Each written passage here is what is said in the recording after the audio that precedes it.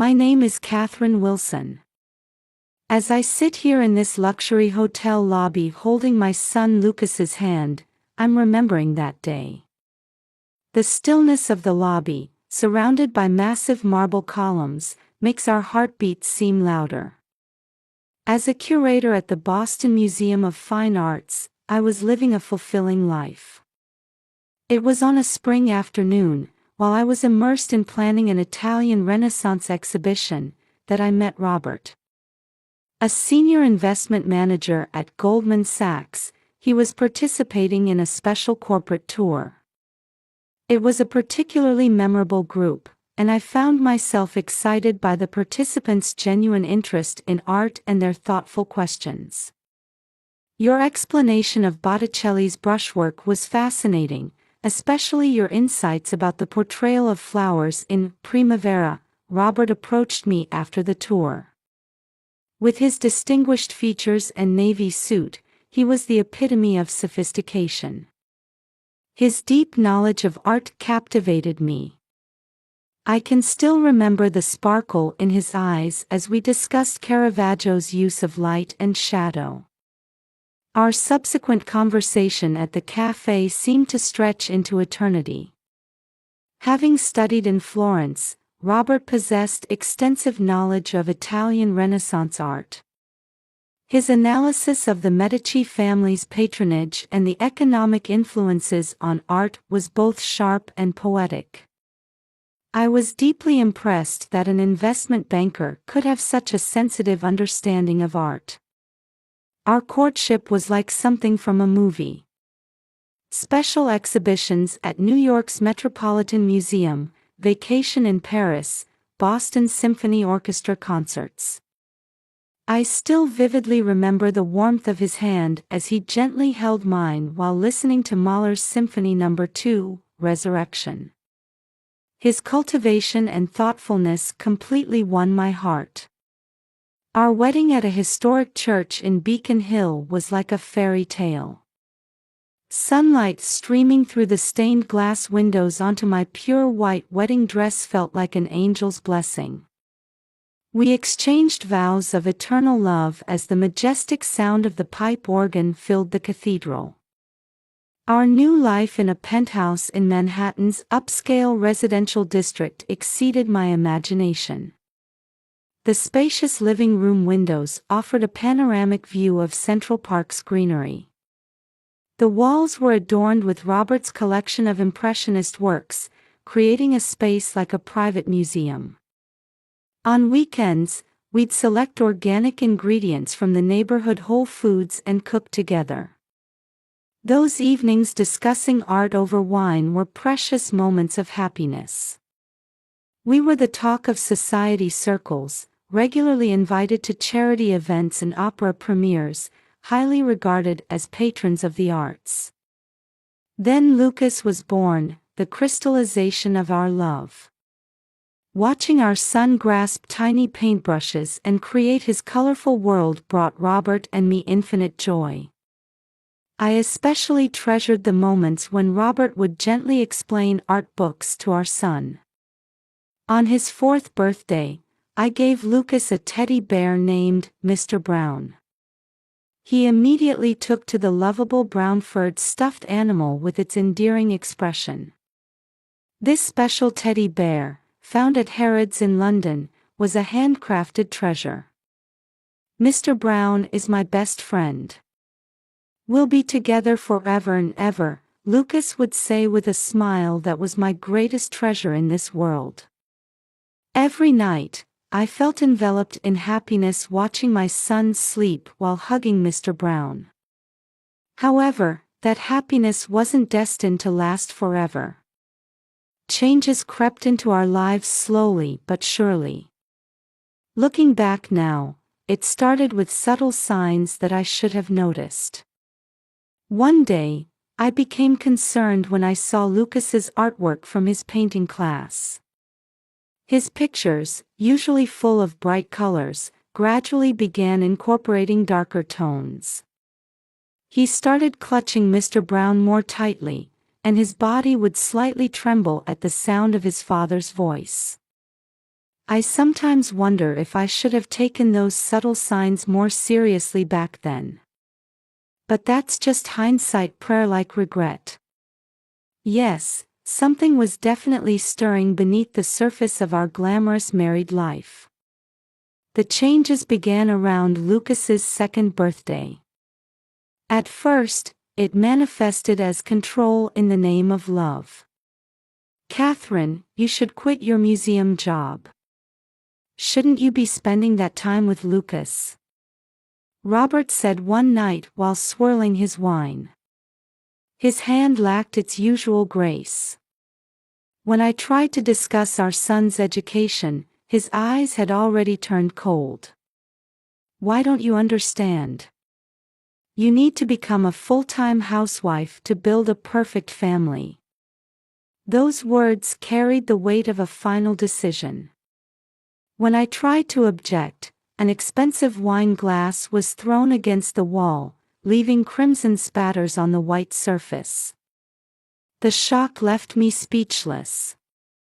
A few weeks later, I left the museum. My colleagues were surprised and sorry to see me go.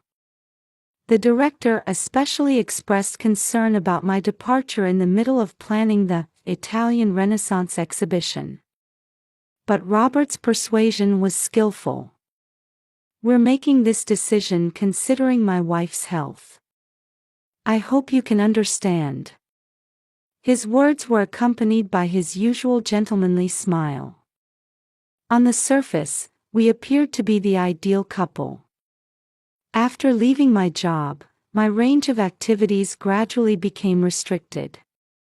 Lunch plans with friends required detailed reports.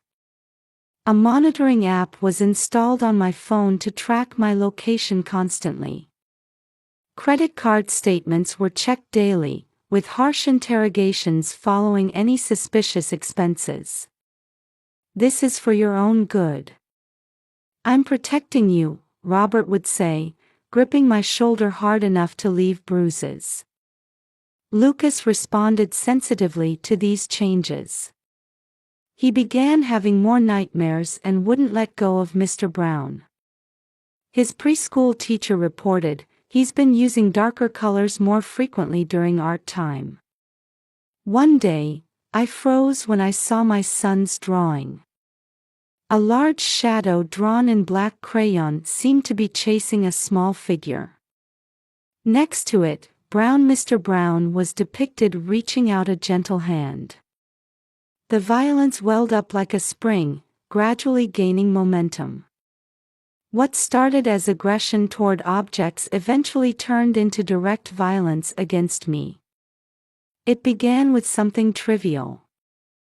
One day when dinner preparation was running late, Robert's anger became uncontrollable. My arm, slammed against the kitchen counter, bore a deep purple bruise for days. "Don't tell anyone. No one would believe you anyway," his words contained a cruel truth.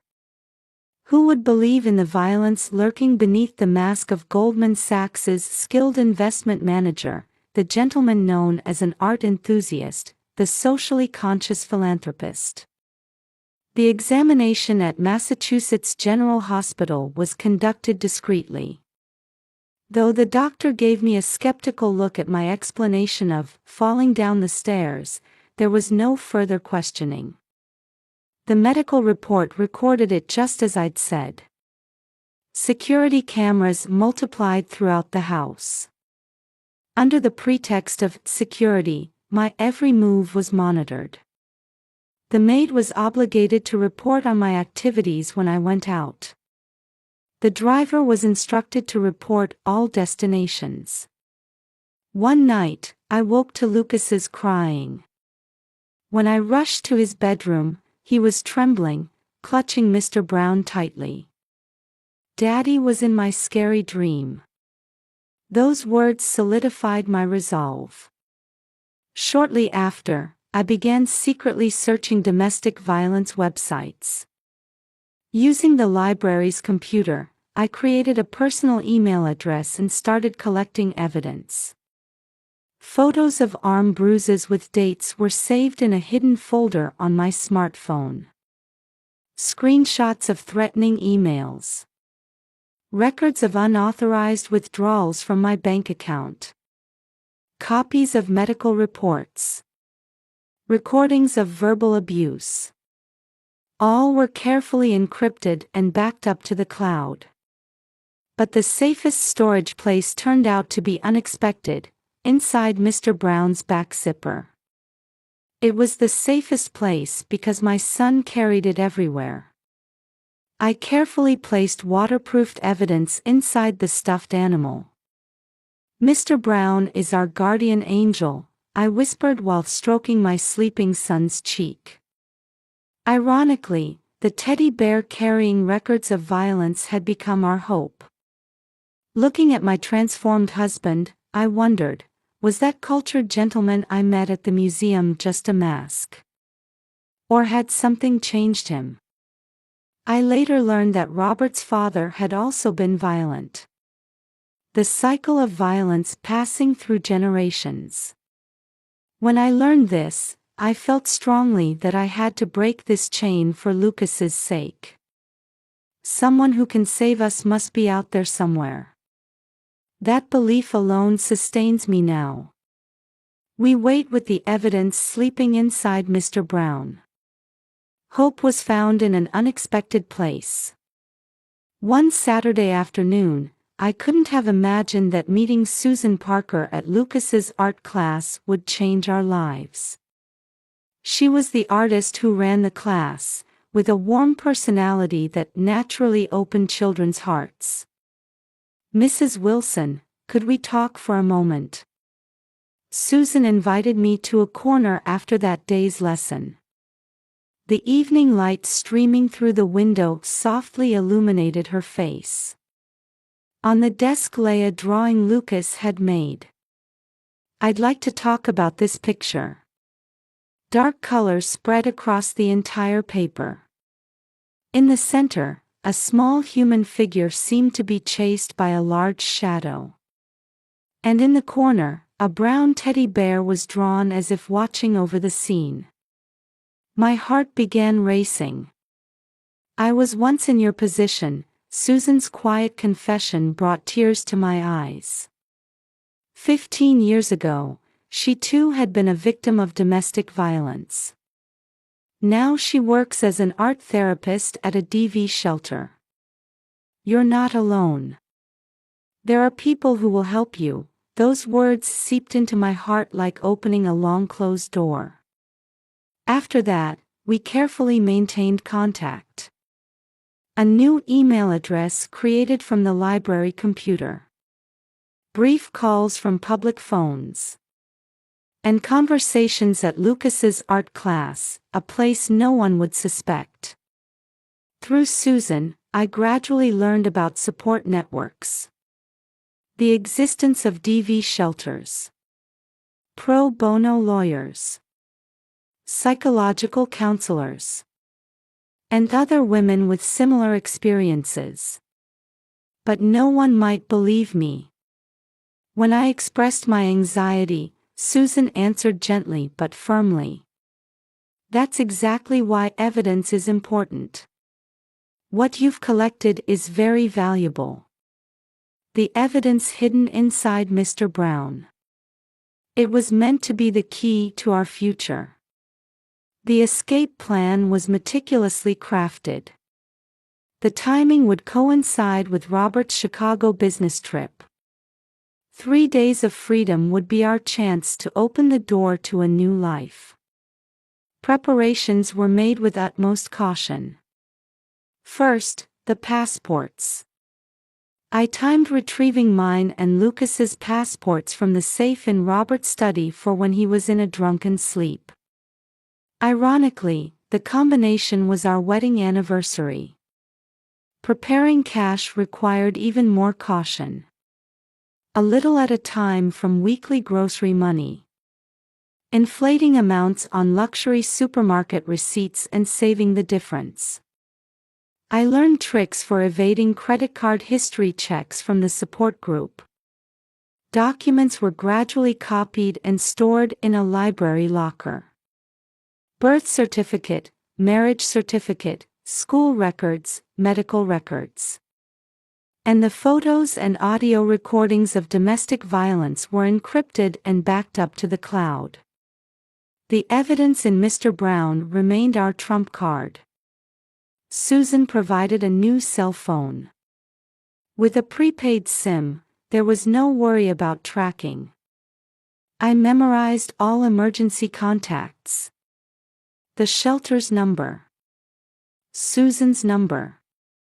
The lawyer's number. The police number.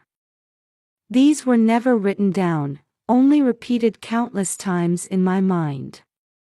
"Mom, are we going somewhere?" Lucas asked softly one night.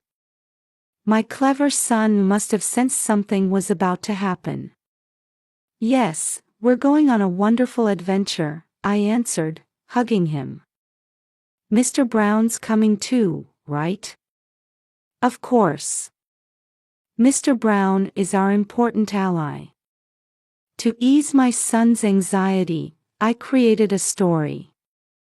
I painted our new life as an exciting adventure. About the new school. Being able to paint again. Playing freely with friends. And the most important preparation, mental preparation. Every night after my son fell asleep, I kept a diary to strengthen my resolve. Dear Lucas, if you ever blame this decision in the future, it's all my responsibility. But protecting you is my greatest mission as a mother. Violence is never a form of love. We must choose a new path, not to deny your father, but for your future. I hope that someday you'll know what true love is and maintain your gentle heart. The day temporary protection at the shelter was arranged, I felt I could hold concrete hope for the first time. The lawyer would help with the restraining order application. Susan promised to help with Lucas's care through art therapy. A new residence was also lined up. A modest apartment in Boston's suburbs. There was even talk of working as a museum curator's assistant, utilizing my experience. And the day of action was approaching. If the plan doesn't work. When I expressed anxiety, Susan quietly answered. Don't think about it not working. But just in case, we're here for you. The support group members. Many of them had already started walking new paths in life. Their examples were beacons of hope for us. Robert's Chicago business trip. It was approaching in 1 week. I was making final preparations.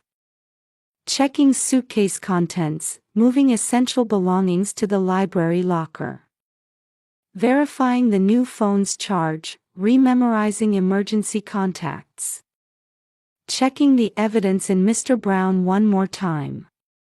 And most importantly, preparing my son's heart. Hey Lucas, are you excited about our adventure tomorrow? During bedtime story time, I gently checked my son's reaction. Yes. But I'm a little scared. It's okay. Mommy and Mr. Brown will always be with you. My son hugged Mr. Brown tightly and nodded slightly. That gesture renewed my determination. Tomorrow, we take the step to change our lives. I'm not completely certain this decision is right. But I must take this step for my son's future. That's my mission as a mother. And it's also a battle to reclaim my dignity as a human being. We wait for tomorrow with the evidence sleeping inside Mr. Brown. Believing in a new dawn. The silence floating through the Ritz-Carlton lobby heightens my tension. Lucas sits beside me, clutching Mr. Brown tightly in the elegant space lined with marble columns. Spring sunlight streams through stained glass windows, casting brilliance on the luxurious furnishings. 3 p.m. 10 minutes until the meeting time. Mom, I'm thirsty. My son's voice brings me back to reality. Indeed, I'm also thirsty from tension. Yes, let's go to the vending machine. Just as I was about to stand up, 3 men approached. Dressed in black suits with armbands. For a moment, my heart nearly stopped. We've had a report of suspicious persons. Could we check your belongings? There was a hint of urgency in the first man's voice. I instinctively realized these security guards were hired by Robert. I'm sorry, but could I see your identification?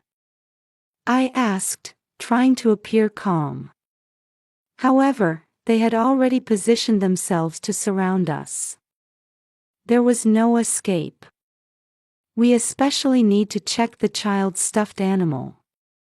There might be suspicious items hidden inside.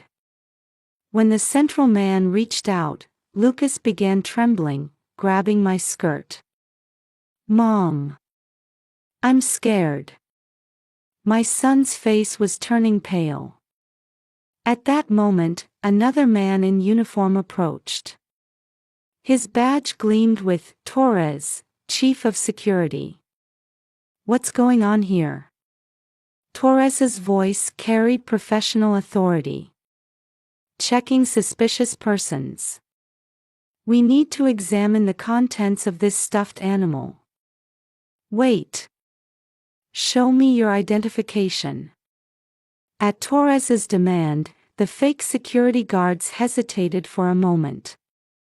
Taking advantage of that opening, one quickly snatched Mr. Brown from Lucas.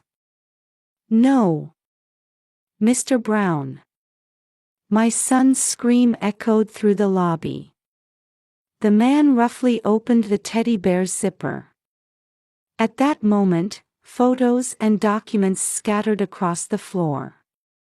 Pictures showing traces of violence. Threatening emails. Medical reports. Bank transaction records. Everything was exposed. Torres seemed to understand the situation with just a glance at the scattered evidence. His expression changed instantly. I need to call the police, he said with a trembling voice, reaching for his phone. At that moment, the fake security guards tried to flee all at once.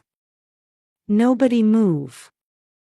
As Torres's voice rang out, several security guards rushed in from other parts of the lobby. And then... Catherine. A familiar voice. Susan came running with Jennifer, the lawyer. They had arrived earlier than our meeting time. It's okay, you're safe now, Susan embraced Lucas and me. In her arms, my tension suddenly dissolved. The tears wouldn't stop. The police arrived quickly. The fake security guards were immediately detained. Their statements revealed that this operation was under Robert's orders. Ma'am, we'll take you and your child to the shelter right away, a female police officer spoke gently. Behind her, Jennifer was hurriedly arranging something on her phone. I'll file for the restraining order immediately. With this evidence, it will surely be issued right away. Everything was progressing like a dream. But this wasn't a dream. It was reality. Mr. Brown, is Mr. Brown okay? At Lucas's small voice, Torres carefully picked up the teddy bear and answered while gathering the evidence. He's fine. Just a little tired. He's brave, just like you. His kindness transcended his role as head of security. That night, we slept in a safe place. The shelter staff warmly welcomed us. 3 months later, our lives are steadily moving forward, step by step. Our small apartment in Boston's suburbs lacks the luxury of our former penthouse. But here, we have true safety and warmth. Lucas has started at his new school. Though anxious at first, he's gradually making friends with the help of his kind teacher. Thanks to Susan's art therapy, bright colors are slowly returning to his pictures. Mom, look! The picture I drew today. The drawings my son shows me now sparkle with rainbows and sunshine. And there's Mr. Brown, smiling too. I'm also gradually looking forward. My job as a museum curator's assistant at the Boston Museum of Fine Arts might be a small step, but it's a definite source of hope. The day I faced Robert in court, I didn't tremble. With Jennifer supporting me by my side, I told the whole truth. The judge immediately issued a formal restraining order. The divorce proceedings are underway. Jennifer is giving her all to support me with custody matters too. Your courage will surely become someone else's hope. Susan's words still resonate in my heart. True, anxiety remains. But there's no going back now. Mr. Brown is still Lucas's best friend. His back zipper has been repaired, and now it's a place to store happy memories. Artwork from the new school. Photos with friends. And pictures of mother and son smiling together. As I watch my son's sleeping face, I quietly make a vow. To live life from now on without fear. To be true to my heart without cowering in the shadow of violence. Perhaps that's the greatest gift this experience has taught me. Outside the window, a gentle spring breeze is blowing, as if announcing the start of a new season. Mom. My son mumbles, as if talking in his sleep. I gently stroke his cheek. Good night, Lucas. Thank you, Mr. Brown, for watching over us again today. A safe place. Real hope. And above all, regained freedom. Our new life has only just begun. But I know we'll be all right.